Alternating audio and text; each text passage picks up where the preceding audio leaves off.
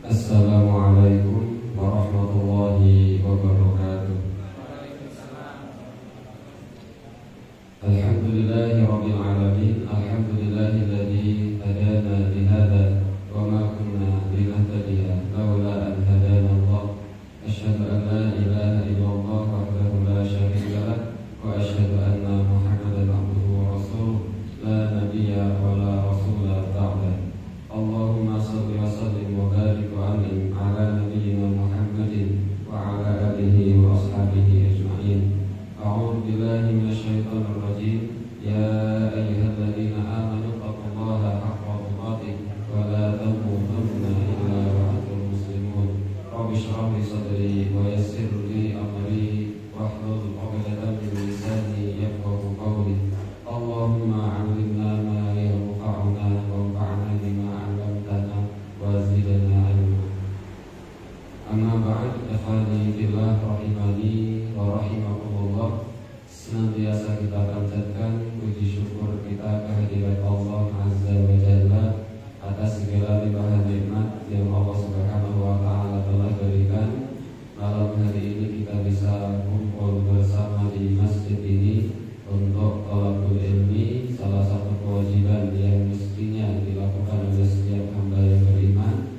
Semoga kita di malam hari ini, pertemuan kita di malam hari ini adalah pertemuan yang Allah Subhanahu wa taala berikan rahmat dan barokah dari sisi Allah.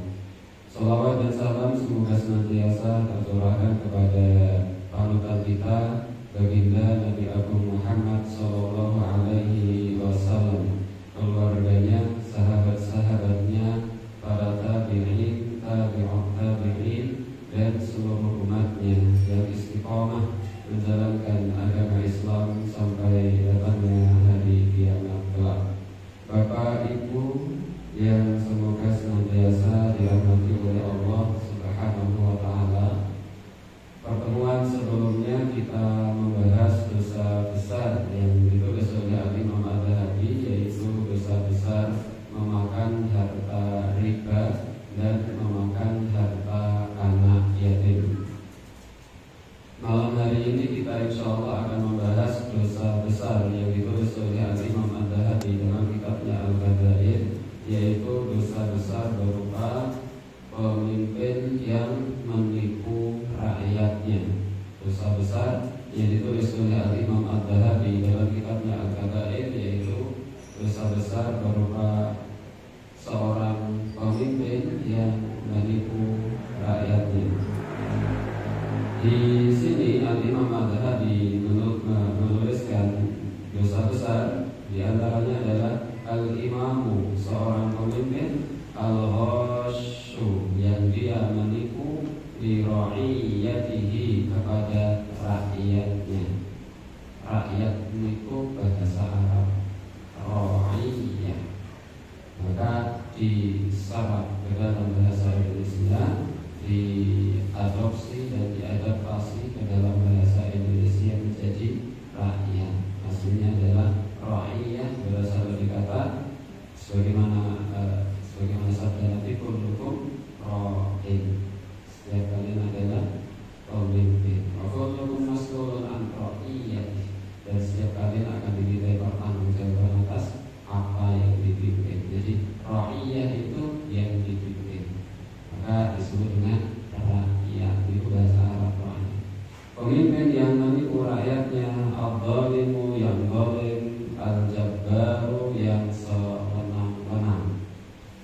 Ada banyak sekali, dan di dalam kitab Al-Kabair yang dosa ini merupakan salah satu dosa yang oleh Al-Imam Adz-Dzahabi dituliskan banyak sekali ayat, hadis, penjelasan para ulama tentang dosa besar berupa pemimpin yang menipu rakyatnya.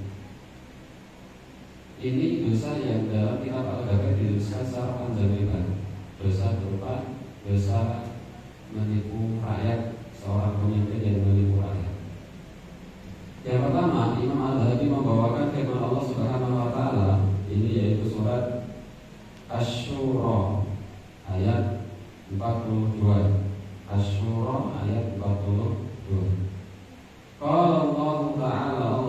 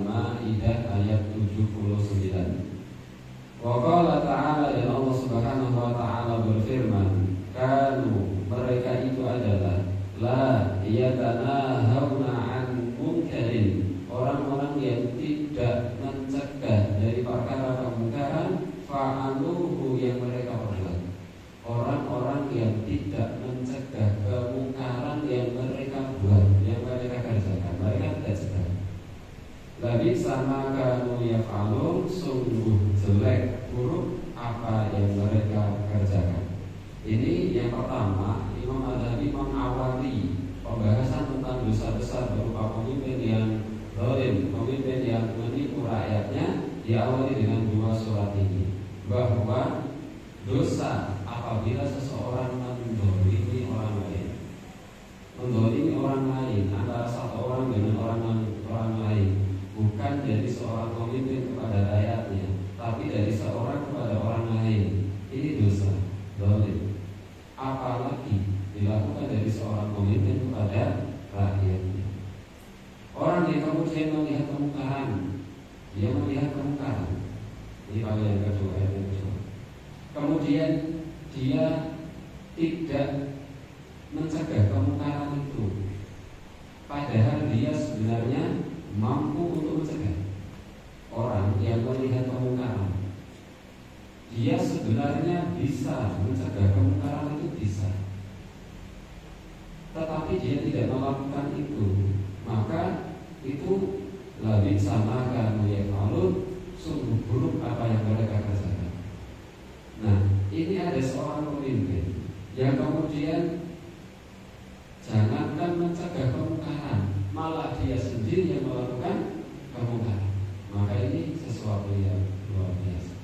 Maka inilah dua ayat yang dinukil oleh Imam Adzabi untuk membawakan, menjelaskan di antara dosa besar dalam agama Islam itu adalah seorang pemimpin, penguasa yang dia menipu rakyatnya, mendolimi rakyatnya sewenang-wenang.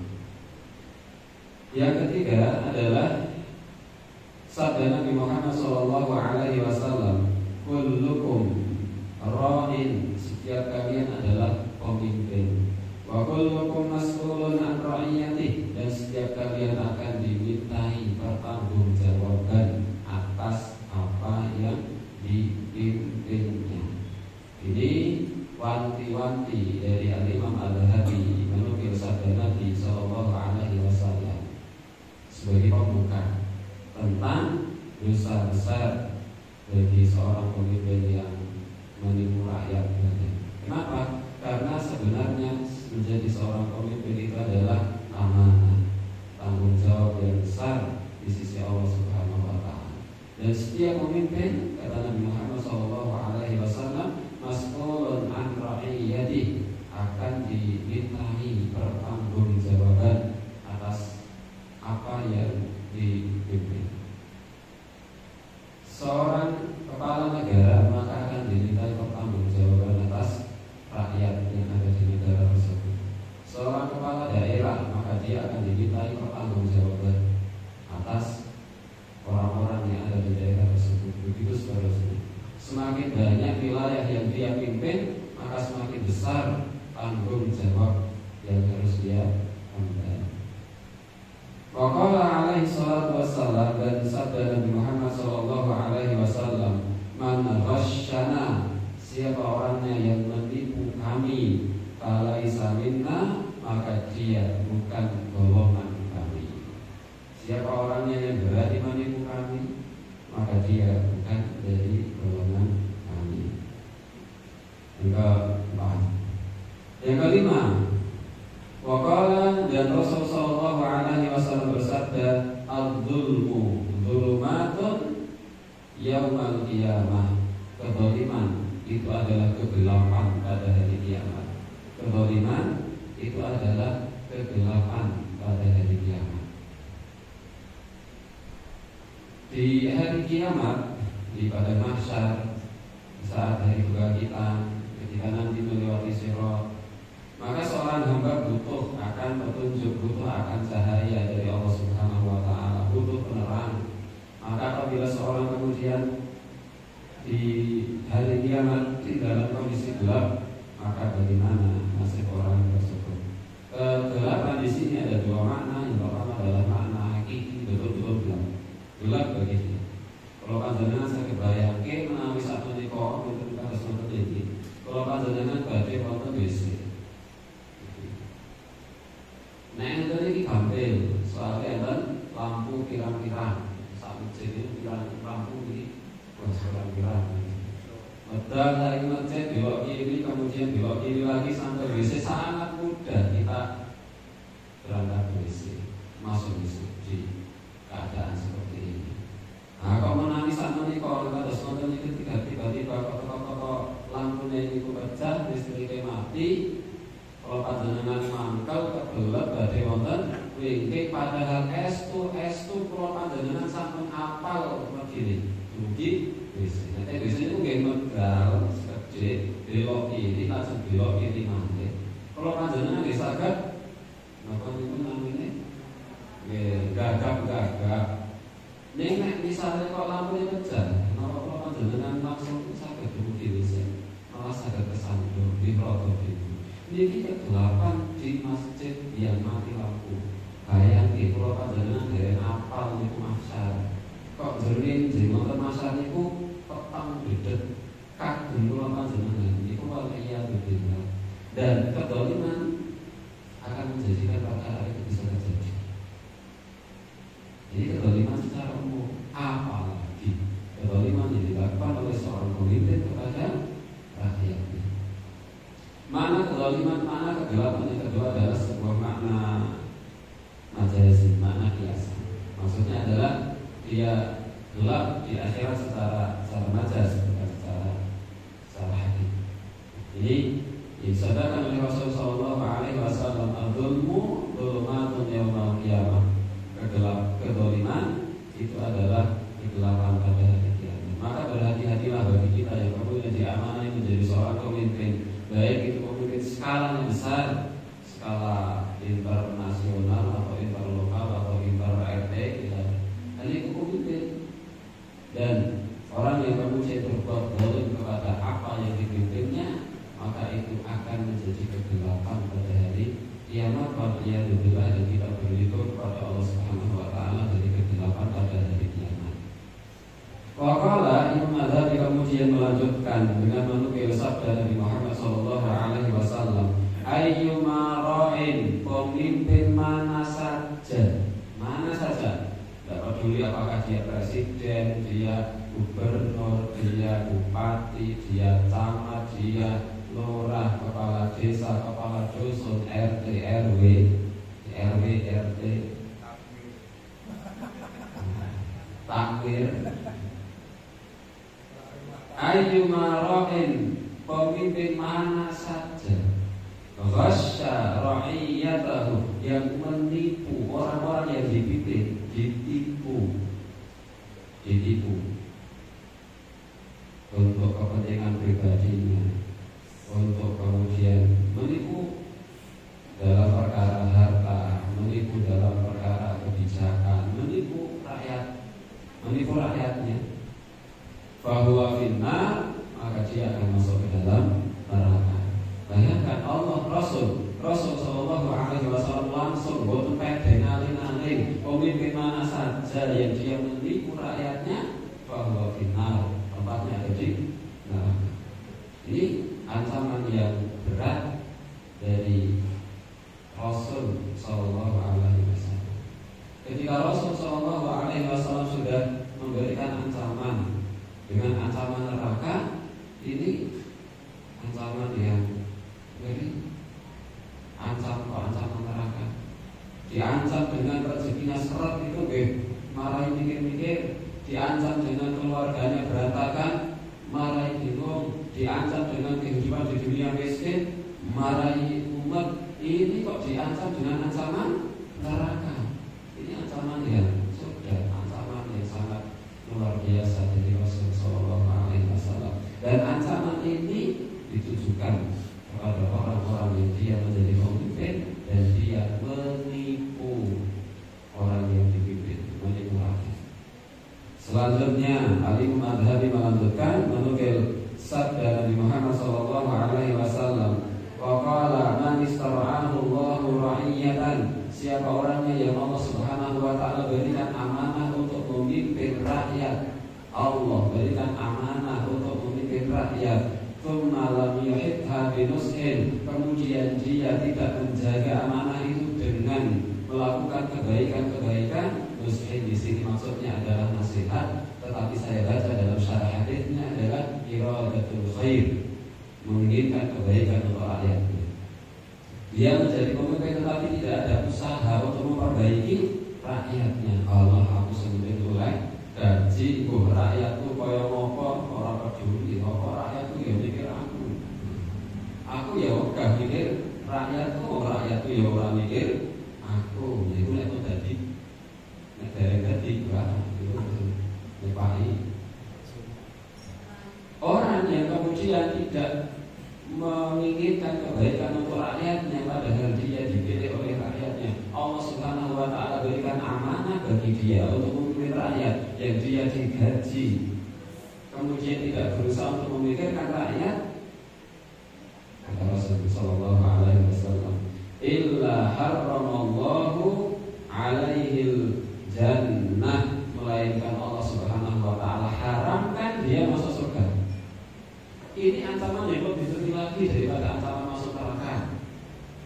Kalau Allah Subhanahu wa Ta'ala, kalau Rasul Sallallahu Alaihi Wasallam ancam seseorang masuk dalam neraka, masih ada harapan dia nanti akan masuk ke dalam surga. Dia masuk neraka, diancam dengan neraka, tetapi dia masih ada harapan untuk masuk ke dalam surga. Dia akan mendapatkan syafaat mungkin dari Rasul Sallallahu Alaihi Wasallam atau dari yang lain untuk diangkat dari neraka dan kemudian dimasukkan ke dalam surga. Sebagaimana penjelasan banyak disebutkan dalam hadis Nabi. Tapi kalau ancamannya Allah haramkan masuk surga, jadi itu bukti. Ada yang akhirat itu namanya terkali swarga kali neraka, bukan yang tengah-tengah ke swarga kali neraka itu dulu. Tengah-tengah yang misalnya laut, sahabat melangit itu, enten taman antara surga dan neraka. Akhirat itu ya tempat akhir dari ujung perjalanan hidup manusia itu adalah surga dan neraka. Awal perjalanan hidup manusia itu ada di alam ruh, kemudian masuk ke rahim, disatukan dengan jasad. Roh kita disatukan dengan jasad, masuk ke alam dunia sebagaimana sekarang kita tempati. Setelah perjalanan dari dunia masuk ke alam barzah, pindah ke alam barzah. Dari alam barzah nanti ada yaumul ba'ats, dari kebangkitan. Kemudian ada yaumul mahsyar, ada mahsyar. Di sana ada penyebaran amal. Di sana ada hisab, perhitungan amal. Ada mizan, penyebaran amal. Ada haud, keluarga Nabi Muhammad SAW. Ada syafaat dari Nabi Muhammad SAW. Ada sirat, ada surga dan neraka. Dan tujuan akhir itu hanya dua, kalau nggak surga ya neraka. Nah, kalau Allah haramkan di akhir perjalanan hidup manusia, kalau Allah haramkan surga, berarti tempatnya ada di neraka. Kalau di dunia ini kita dilarang untuk tinggal di parahan, monggo kersane panjenengan pindah untuk pembarak. Menawi kok dilarang tinggal di pembarak, monggo kersane pindah wonten Aloran, wonten Kandangan, wonten Selopampang, wonten Gemalang, wonten Bejen, wonten Sandewoto, monggo. Pilihan kata. Nek boten parah mlebu swarga, milih pundi? Wah, aku ya orang mlebu neraka. Kalau tidak di surga ya pasti ada di neraka. Dan kalau tidak di neraka maka dia akan masuk ke dalam surga. Ketika Allah Subhanahu wa Ta'ala lewat lisan Rasul Sallallahu Alaihi Wasallam menjelaskan bahwa orang ini diharamkan masuk surga, berarti tempatnya ada di neraka. Nah, ini dalil yang dibawa oleh Imam Al-Dhahabi untuk menjelaskan bagaimana besarnya dosa seorang pemimpin yang menipu rakyatnya. Wafilah dan dalam lafal yang lain, seorang pemimpin yang ia mutu, dia meninggal dunia. Hina yang mutu, ketika dia meninggal dunia, wa huwa ghashun li ra'iyatihi, dalam keadaan dia menipu rakyatnya, menipu harta, menipu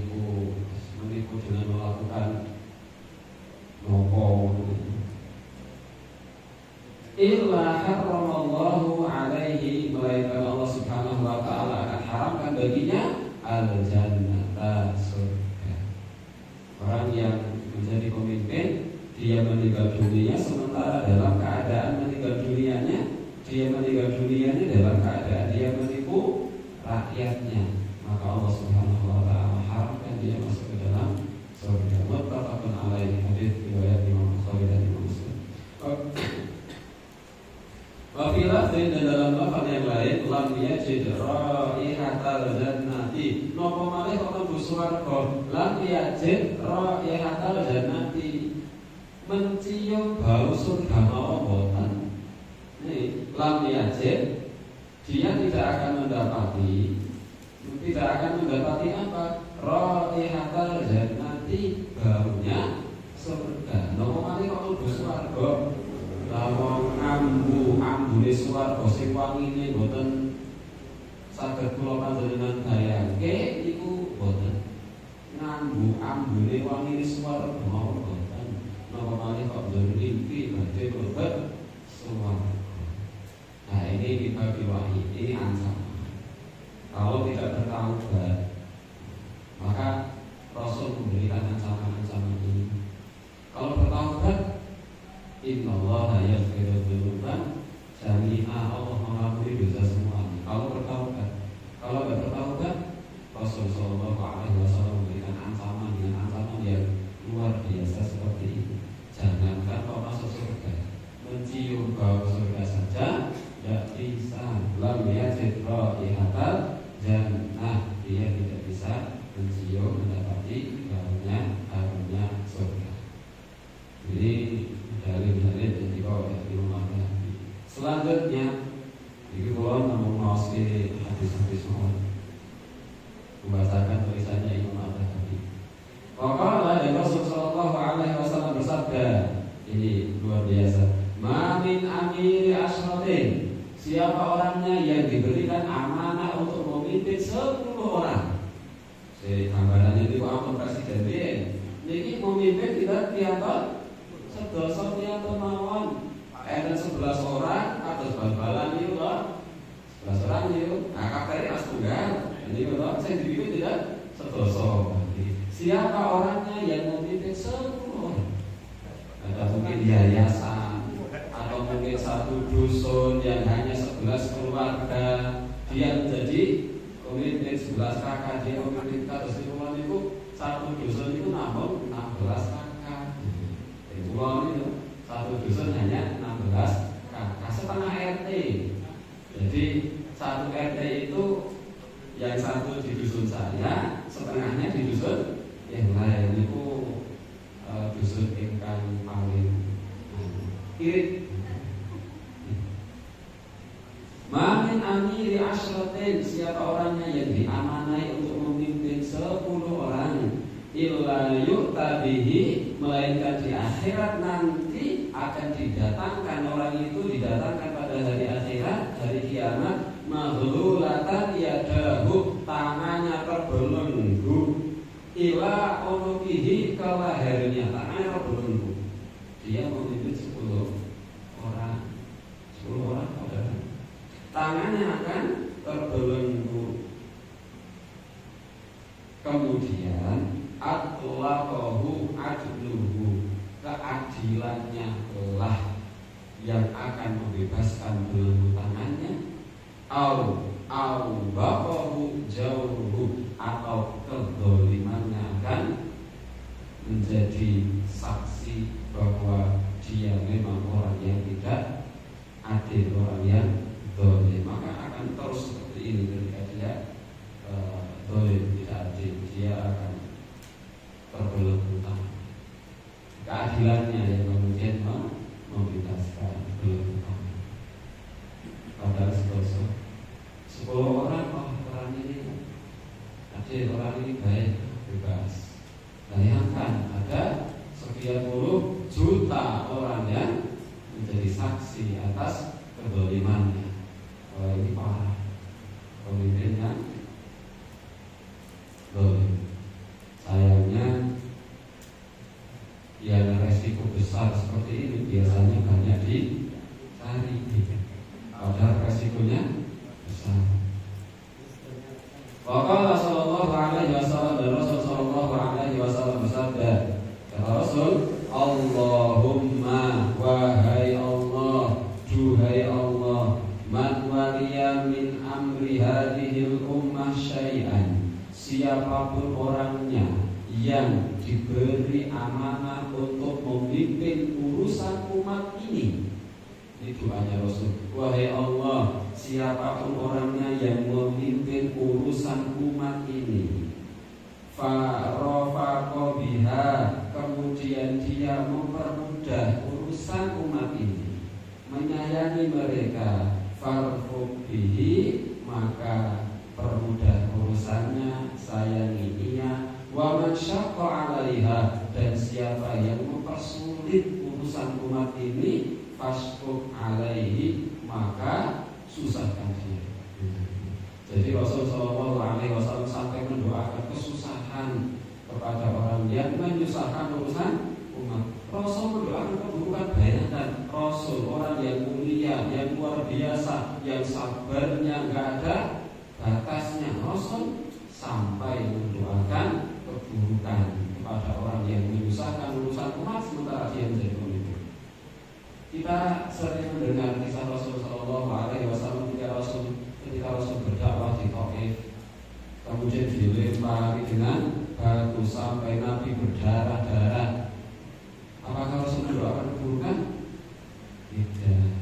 Bahkan Rasul sallallahu alaihi wasallam mendoakan agar orang-orang Taif itu nanti menyembah kepada Allah Subhanahu wa ta'ala. Tapi ternyata seorang pemimpin yang dia zalim kepada rakyatnya, Rasul mendoakan keburukan kepada orang tersebut. Apakah kita yakin doa Nabi itu akan ditolak? Nabi kalau sudah berdoa makbul Nabi. Dan Nabi sallallahu alaihi wasallam mendoakan susah dari orang yang menyusahkan urusan umat sementara dia diamani menjadi seorang pemimpin. Rawahu Muslim, hadis riwayat Imam Muslim. Waqala, dan Rasul sallallahu alaihi wasallam bersabda, sayakunu umara fasaqah jawarah, kelak akan ada pemimpin-pemimpin yang fasik, yang zalim. Nanti kelak akan ada pemimpin yang fasik, pemimpin yang zalim, yang sewenang-wenang, tidak adil. Apakah sabda Nabi sudah terbukti? Wallahu a'lam. Faman saddaqahum, maka siapa yang membenarkan mereka, bikadzbihim, dengan kedustaan mereka, membenarkan kedustaan mereka, wa a'anahum, dan menolong mereka, ala dzulmihim, menolong kedzaliman mereka, menolong kedzaliman pemimpin. Nah, ini penting, menolong kedzaliman pemimpin. Siapa yang membenarkan mereka, mereka membuat satu kebijakan itu kemudian menyengsarakan rakyat, bahkan bukan tidak hanya kemudian membenarkan kebijakan mereka, mendukung kebijakan pemimpin yang menyengsarakan rakyatnya, yang mendolimi rakyatnya. Rasul sallallahu alaihi wasallam bersabda, siapa orangnya yang menolong kedoliman para pemimpin, falaisa minni, maka dia bukan termasuk golonganku, walastu minhu, dan aku bukan golongannya dia. Kata Rasul, dia bukan golonganku dan aku bukan golongannya dia. Walan yarida alayyal haud, dan dia tidak akan bisa minum telagaku di mahsyar. Namanya haud. Haud itu adalah sebuah telaga yang ada di padang mahsyar. Ya, kata Rasul sallallahu alaihi wasallam bahwa panjangnya sejauh perjalanan 1 bulan, lebarnya sejauh perjalanan 1 bulan, airnya lebih manis dari madu, lebih putih dari susu, lebih segar dari es, gelas-gelasnya sejumlah bintang yang ada di langit. Siapa yang meminumnya, dia tidak akan pernah merasakan kehausan untuk selama-lamanya. Di mahsyar, ketika manusia kehausan, ketika manusia butuh minum, satu-satunya minuman itu adalah haudnya Nabi. Di mahsyar itu bukan enten sisa biar es krim. Adanya minuman di sana adalah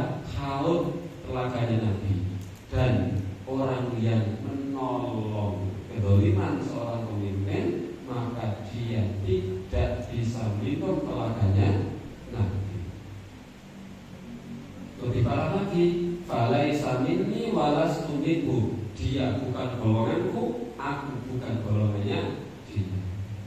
Sementara kita senantiasa setiap hari membaca sholawat kepada Nabi, sementara kita senantiasa berdoa agar dikumpulkan bersama Nabi di akhirat. Tapi kalau ternyata orang kemudian menolak kezaliman para pemimpin, maka Rasul bukan golongan dia, dan dia bukan golongannya Rasul Sallallahu Alaihi Wasallam. Nah, ini dalil yang dibawa oleh Imam Al-Ghazali untuk menjelaskan bagaimana besar sekali dosa seorang pemimpin yang mendolimi rakyat, yang menipu rakyat. Wa qala alaihi salatu wassalam, dan Rasul Sallallahu Alaihi Wasallam bersabda, ma min qaumin, ma min qaumin, tidaklah ada suatu kaum, ma min qaumin, tidak ada suatu kaum, yu'mal fihim, yang di dalam kaum itu dilakukan bil ma'asi, kemaksiatan. Ada satu kaum, ya. Di kaum itu ada kemaksiatan, entah itu zina, entah itu khamar, entah itu judi dengan berbagai macam jenis, lotre, judi slot dan lain sebagainya. Di sana ada kemaksiatan, kemungkaran di satu kaum. Yang sebenarnya kaum itu a'azzu, lebih mulia. Jadi kaum ini lebih mulia kedudukannya, ekonominya, jabatannya lebih mulia dibandingkan dengan pelaku maksiat. Wa aktsar, dan mayoritasnya tidak maksiat. Yang maksiat hanya 1, 2, 3. Lebih banyak mimman ya'malu, daripada yang melakukan maksiat. Yang tidak maksiat itu lebih banyak daripada yang melakukan maksiat. Yang tidak melakukan maksiat ini lebih mulia kedudukannya, lebih berharta, lebih kuat dari sisi kebijakan, lebih kuat, lebih mampu. Yang melakukan kemaksiatan hanya sedikit, dan kedudukan di masyarakat tidak lebih mulia daripada orang-orang yang punya, orang-orang yang tidak maksiat. Kemudian lam yughayyiru, orang yang banyak ini, yang lebih mulia, yang punya jabatan ini, tidak mengubah kemungkaran mereka, illa melainkan ammahumullahu bi'iqab, Allah akan iqab, hukum mereka secara umum. Yang dihukum tidak hanya pelaku maksiatnya tapi umum semua dapat hukuman dari Allah Subhanahu wa taala. Kalau di satu kaum yang maksiat lebih sedikit, yang tidak maksiat banyak, yang maksiat dan yang tidak maksiat lebih mulia, lebih berharta, lebih berkuasa orang yang tidak maksiat. Orang yang tidak maksiat itu punya kebijakan, tapi kebijakannya tidak digunakan untuk menghilangkan kemaksiatan. Wallahu a'lam, hak asasi manusia. Allah akan hukum kaum itu secara umum. Tidak hanya orang yang melakukan kemaksiatan saja yang dihukum oleh Allah, tapi semuanya. Meskipun orang ini taat, tetapi mereka membiarkan kemungkaran, sebenarnya mereka mampu untuk menghilangkan kemungkaran. Maka Allah hukum mereka secara umum.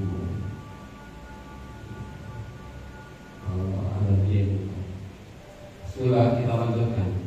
Wa rawa Abu Ubaidah ibnu Abdullah bin Mas'ud an abihi, dari ayahnya qala, dia berkata, qala Rasulullah sallallahu alaihi wasallam, Rasul bersabda, walladzi nafsi biyadihi, demi zat yang jiwaku berada dalam genggamannya, la ta'murunna bil ma'ruf, hendaklah kalian amar ma'ruf, wa la tanhaunna 'anil munkar, dan hendaklah kalian benar-benar nahi munkar, wa la ta'khudunna 'ala yadil musi, hendaklah kalian ambil tangan orang-orang yang melakukan dosa, wa ta'turunnahu 'alal haqqi atran, kemudian kamu bawa mereka ke dalam ketaatan.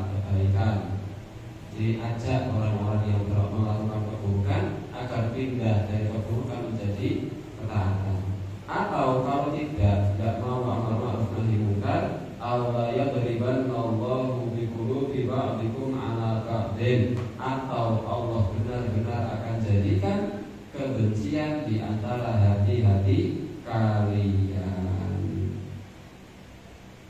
Tsumma yal'anukum, kemudian Allah akan melaknat kalian, kama la'anahum, sebagaimana ia melaknat mereka, yaitu melaknat Bani Israil, ala lisan Dawud, atas lisan Nabi Dawud, wa Isa bin Maryam, dan Isa bin Maryam. Ini ancaman dari Rasul Shallallahu Alaihi Wasallam kepada orang yang mampu untuk amar ma'ruf, mampu untuk nahi munkar. Maka ini dibawa kepada pembahasan ini, orang yang kemudian diberikan amanah jabatan dan mampu untuk mengubah kemungkaran, tetapi dia tidak mengubah kemungkaran itu, maka Allah akan melaknat mereka. Apalagi kok sampai memfasilitasi kemungkaran. Kalau ada kemungkaran kemudian diam saja, padahal dia seorang pemimpin, itu dosa besar. Apalagi dia kemudian bukan hanya membiarkan kemungkaran, malah memfasilitasi kemungkaran, membuat tempat khusus untuk prostitusi misalnya. Ini memfasilitasi kemungkaran, dan ini ancamannya berat dari sisi Rasul Sallallahu Alaihi Wasallam. Allah Subhanahu Wa Taala bisa jadi akan melaknat mereka, sebagaimana kemudian Allah melaknat dari Israel lewat perantara Nabi Dawud dan Nabi Isa bin Maryam.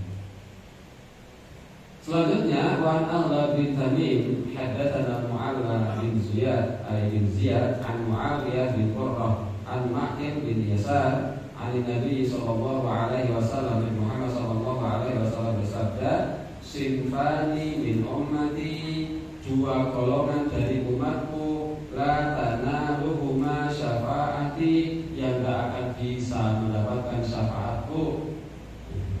Dua golongan yang tidak akan mendapatkan syafaatku. Siapa? Kata Nabi, sultanun dhulumun ghasyumun, seorang pemimpin yang zalim. Pemimpin yang zalim tidak bisa dapat syafaat dari Nabi. Ini ancaman dari Nabi. Bahwa fiddin, dan orang yang berlebih-lebihan dalam agama. Berlebihan dalam agama ini tidak boleh. Ini namanya zulum, namanya tasyadud, namanya tanattu, namanya ifrat, namanya banyak. Apa bahasa Indonesianya? Ekstrim dalam beragama. Jadi tidak boleh. Puasa wajib itu Ramadan. Puasa sunnah ada Asyura, ada Senin Kamis, ada Ayyamul Bid, Arafah, sebentar lagi insyaallah Arafah saat ini sambut Koda sekedar balik Dzulhijjah dibunderi itu tanggal Arafah siang sunnah itu estu salih puasa Dawo. Kemudian dia melakukan puasa selama 3 tahun berturut-turut, tidak putus. Ini namanya ekstrim, berlebih-lebihan dalam agama. Tidak boleh. Nah, bukannya malah dapat pahala dari sisi Allah, malah terancam. Apa ancamannya? Tidak bisa dapat syafaat Nabi. Puasa 3 tahun berturut-turut, tidak pernah berhenti itu, setiap hari puasa terus. Nah, ini malah justru hati-hati, ampun. Jadi bahwa fitri dan orang yang berlebih-lebihan dalam agama, yashhadu alaihim wa yatabarra'u minhum, yang dia dipersaksikan atas mereka, umat mempersaksikan atas mereka, dan umat berlepas diri dari mereka. Hanya saja hadis ini dhaif, tapi kemudian maknanya benar insyaallah, sebagaimana kemudian disebutkan dalam beberapa riwayat yang lain.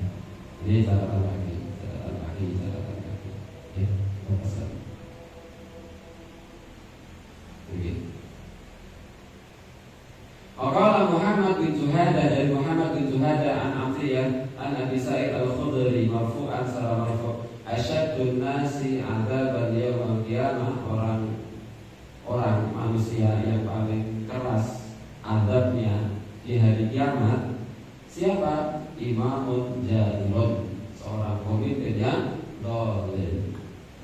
Siksa yang paling keras di hari kiamat itu untuk pemimpin yang zalim. Selanjutnya, wa ali Nabi sallallahu alaihi wasallam, dari Nabi sallallahu alaihi wasallam, ayyuhan nas, wahai sekalian manusia, muru bil ma'ruf, amar ma'ruflah, ajaklah orang, perintahkan orang untuk melakukan perbuatan yang ma'ruf, wanhau 'anil munkar, nahi munkarlah, cegah orang dari melakukan kemungkaran. Qabla an tad'ullaha fala yastajiba lakum, sebelum kalian berdoa kepada Allah kemudian Allah tidak mengabulkan doa kalian. Wa qabla an tastaghfiruhu fala yaghfir lakum, dan sebelum kalian meminta ampun kepada Allah dan Allah tidak akan mengampuni kalian. Amar ma'ruf nahi munkar. Inna, sesungguhnya al-ahbar minal yahudi wa ruhbana minan nasara, sesungguhnya para pendeta Yahudi dan Nasrani, lamma tarakul amra bil ma'ruf, ketika mereka meninggalkan amar ma'ruf wa nahya 'anil munkar, dan meninggalkan nahi munkar, la'anahumullah, Allah melaknat mereka ala lisani anbiya'ihim, lewat perantara lisan nabi-nabi mereka. Tsumma 'ammahumul bala, kemudian bencana menimpa mereka secara umum.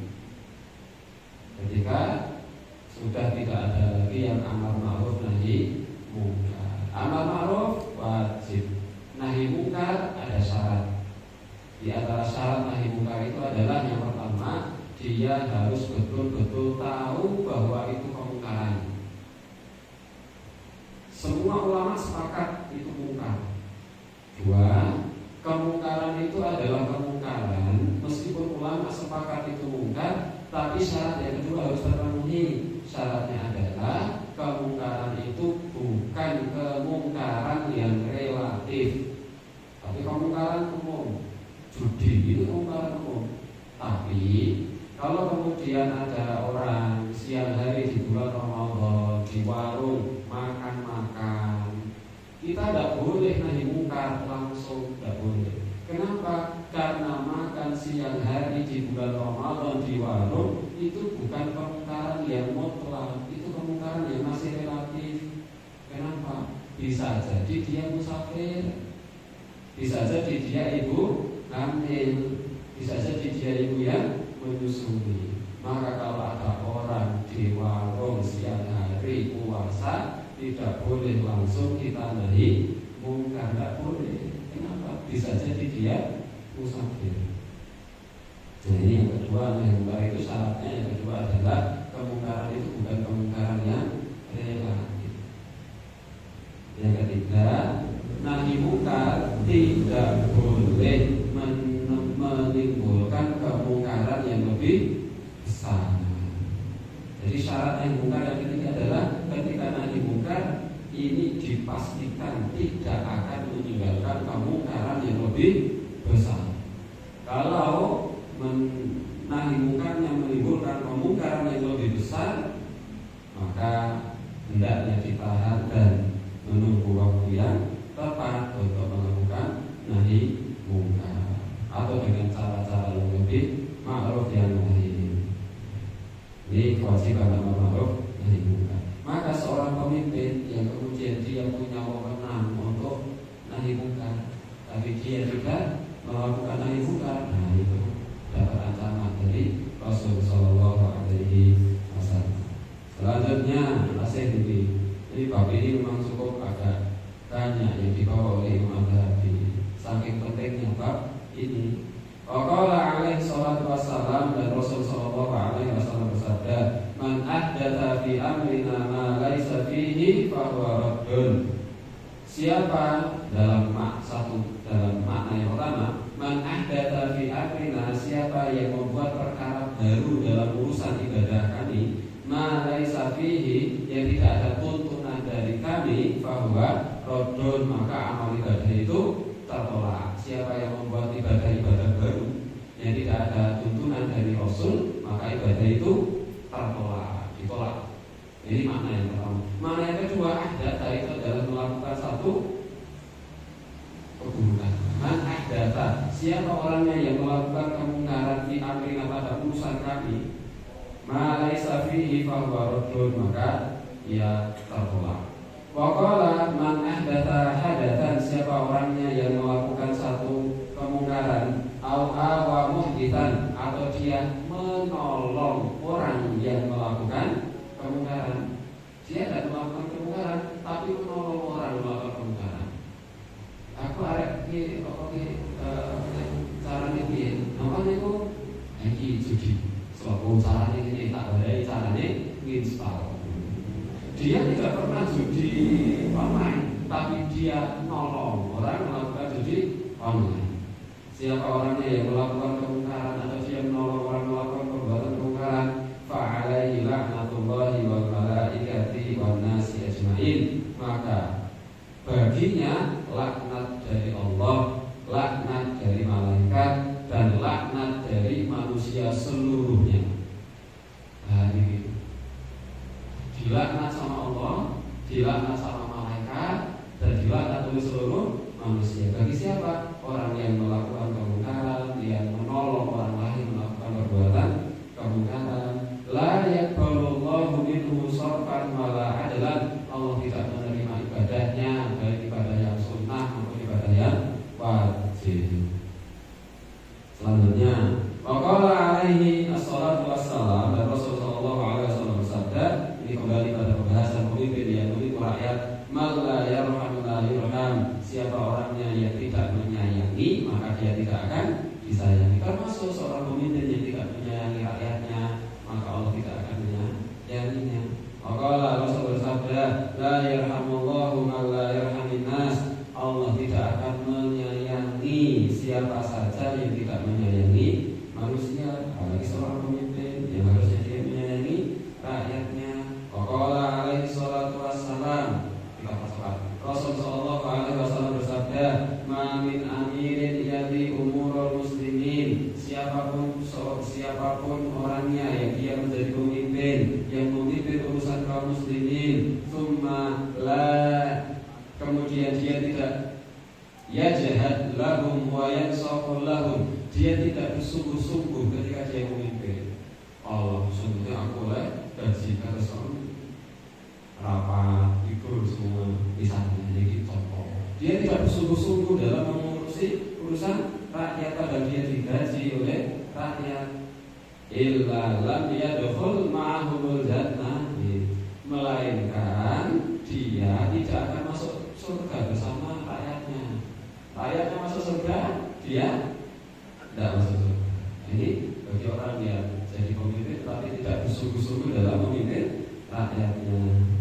Wa anhu sallallahu alaihi wasallam, dan dari Nabi sallallahu alaihi wasallam beliau bersabda, man wallahu Allahu syai'an min umuril muslimin, siapa orangnya yang Allah berikan amanah untuk mengurusi urusan kaum muslimin, dia jadi pemimpin. Fahtajaba duna hajatihim wa khallatihim wa fakrihim, dan dia menutup diri dari kebutuhan rakyat, dari keinginan rakyatnya, dari kefakiran rakyatnya. Dia tidak mau mendengar keluh kesah rakyat, dia tidak mau mendapatkan aduan, mandang diberi usulan, malah kemudian dikira membangunkan kepada pemimpin. Padahal ini sedang menyuarakan kebaikan, sedang mengutarakan kebutuhan, tapi dia ihtajaba, dia menutup diri, tidak mau peduli dengan kebutuhan mereka,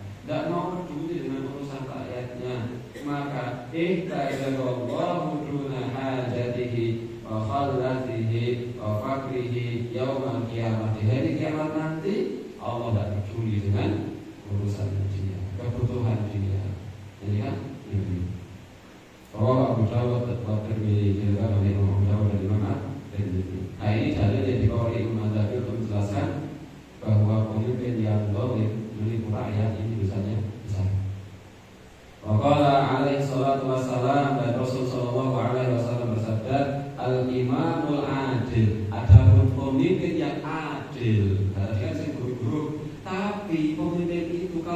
adil, yudhilluhullahu fi dhillih, maka Allah Subhanahu wa taala akan menaungi dia dengan naungan dari Allah Subhanahu wa taala. Di hari kiamat ketika orang-orang tidak mendapatkan naungan di masyarakat, pemimpin ini akan mendapatkan naungan dari Allah.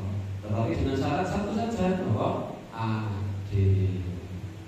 Maka menjadi pemimpin itu resikonya besar, tapi kalau bisa adil pahalanya juga sangat besar. Maka ampun negatif terus kalian pemimpin. Kita juga harus berpikir positif. Kalau saya bisa adil, luar biasa pahalanya, dan kita tidak bisa menandingi badan mereka dalam menjadi pemimpin yang adil. Kalau saya bisa adil, sementara kita tidak bisa menjadi pemimpin yang adil, kenapa? Karena kita bukan pemimpin orang banyak. Kalau pemimpin keluarga, insya Allah. Faqala, bahkan Rasul bersabda, al-muqsituna, orang-orang yang adil, termasuk pemimpin yang adil ini, alamana biromin nur, di akhirat nanti dia akan ditempatkan di mimbar-mimbar yang bercahaya. Alladzina ya'diluna fi hukmihim, yang mereka itu adil dalam putusan-putusan mereka, ditempatkan di mimbar-mimbar yang bercahaya. Wa ahlihi wa mawalu, dia adil dalam keluarganya, adil dalam pemimpin-pemimpin, adil dalam apa yang dia pimpin. Jadi pemimpin yang adil itu sudah luar biasa lah. Ini sisi positifnya menjadi seorang pemimpin. Selanjutnya kembali Imam At-Tahawi menjelaskan tentang pemimpin yang tidak baik atau pemimpin yang baik. Waqala, dan Rasul bersabda, syiraru a'immatikum, seburuk-buruknya pemimpin kalian, pemimpin yang paling buruk itu adalah alladzina tubghidunahum, yang kalian membenci mereka, membenci pemimpin. Wa yubghidunakum, pemimpinnya juga membenci mereka. Rakyatnya membenci pemimpin, pemimpinnya membenci rakyatnya. Wa tal'anunahum, kalian melaknat mereka. Senang-senang ngomong ke elek pemimpin, melaknat para pemimpin. Ternyata wa yal'anunahum, pemimpinnya juga sering melaknat rakyatnya. Itulah seburuk-buruk pemimpin. Yang pemimpin tidak suka sama rakyat, rakyat juga tidak suka sama pemimpinnya. Pemimpinnya suka melaknat rakyatnya, rakyatnya suka melaknat pemimpinnya. Itulah seburuk-buruk pemimpin. Kalau para sahabat bertanya, ya Rasulullah, ya Rasulullah, kalau begitu, afala nunabiduhum, kita berontak saja pemimpin kita. Kata para sahabat, apakah boleh kita memberontak kepada mereka? Kata Rasul, lah, jangan, kalau sudah boleh. Meskipun kalian tidak suka kepada mereka, tidak boleh memberontak kepada pemimpin, itu tidak boleh. Ma'aqamu fikumus shalah, sementara selama mereka masih mendirikan sholat. Ketika kita tahu bahwa mereka masih sholatnya dia ikut sholat, Jumat dia ikut sholat, sudah, kita tidak boleh memberontak kepada mereka. Meskipun kalian tidak suka sama mereka, mereka tidak suka sama kalian. Meskipun mereka menjadi seburuk-buruk pemimpin, tidak boleh melawan, menentang, memberontak kepada mereka. Nah, ini luar biasanya Rasul. Meskipun Rasul kemudian tidak suka dengan pemimpin yang buruk, bahkan mengancam dengan ancaman neraka, tapi tidak boleh memberontak kepada mereka. Bagaimana luar biasanya kebijaksanaan Rasul Sallallahu Alaihi Wasallam. Rawahu Muslim, hadis diriwayatkan oleh Imam Muslim. Nah, dia banyak kita lewati.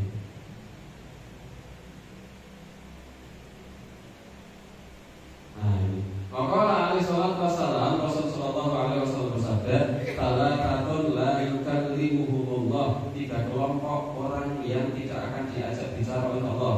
Pada kalau minhum, salah satunya Rasul bersabda, al-malikal kadzdzab, para pemimpin yang suka berdusta, suka membohongi rakyatnya. Waqala Nabi sallallahu alaihi wasallam, Muhammad sallallahu alaihi wasallam bersabda, "Innakum tahrisuna 'alal imarah." Sungguhnya kalian itu suka menginginkan jadi pemimpin. Kalian suka menginginkan jadi pemimpin, padahal wasatakunu nadamatan yaumil qiyamah. Hal itu akan menjadi penyesalan pada hari kiamat. Hadis riwayat Bukhari. Bahkan Rasul bersabda, waqala sallallahu alaihi wasallam, "Inna wallahi," demi Allah, kata Rasul, sesungguhnya kami la nuwalli hadzal amal ahadan, kami tidak akan memberikan kepemimpinan, tidak akan memilih seorang pemimpin sa'alahu, yang dia meminta untuk menjadi pemimpin, au ahadan haraso alaihi, atau kepada seseorang yang dia berkeinginan kuat untuk menjadi pemimpin. Rasul tidak akan memberikan kepemimpinan kepada dia yang dia ingin jadi seorang pemimpin, dia betul-betul berusaha untuk menjadi pemimpin. Malah Rasul tidak akan memberikan kepemimpinan kepada mereka. Hanya saat ini kita Indonesia sebenarnya itu boleh terjadi dipilih. Kalau kabeh ingin daerah saya buat ini, mutafakun alaihi, hadis diriwayatkan oleh Bukhari. Nah, ini saya hanya bacakan beberapa hadis-hadis Nabi Muhammad SAW tentang intinya adalah bagaimana besarnya dosa dari orang yang menjadi pemimpin tapi membohongi rakyat, zalim kepada rakyatnya.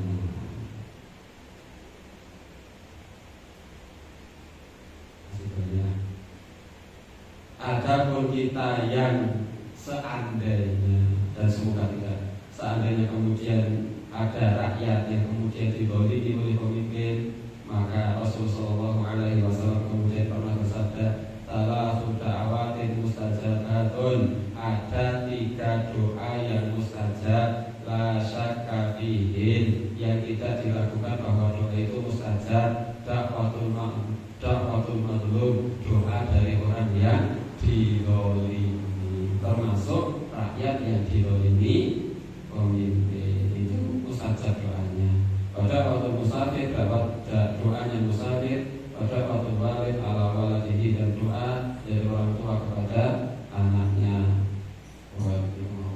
Alhamdulillah rahimani wa rahimakumullah, ini yang bisa kita sampaikan tentang bagaimana besarnya dosa orang yang menjadi pemimpin tetapi membohongi yang dipimpin, menipu orang yang dipimpin.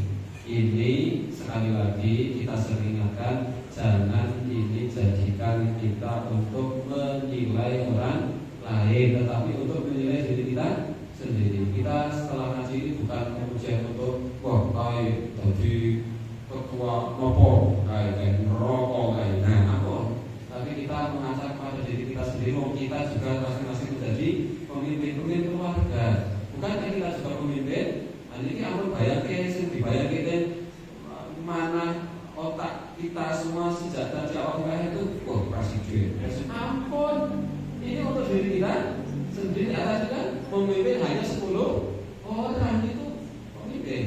Kita juga punya keluarga, punya anak-anak, punya istri, ya ibu-ibu punya anak-anak juga menjadi pemimpin bagi anak-anak. Maka kita berusaha untuk tidak zalim kepada anak-anak kita, tidak mendustai anak-anak kita, tidak berbuat curang kepada anak-anak kita. Kita punya anak 5, adil kepada anak-anak kita. Meskipun adil tidak selalu sama, tapi menempatkan porsi pada sesuai dengan porsinya. Alhamdulillah, salatu wassalamu ala Rasulillah.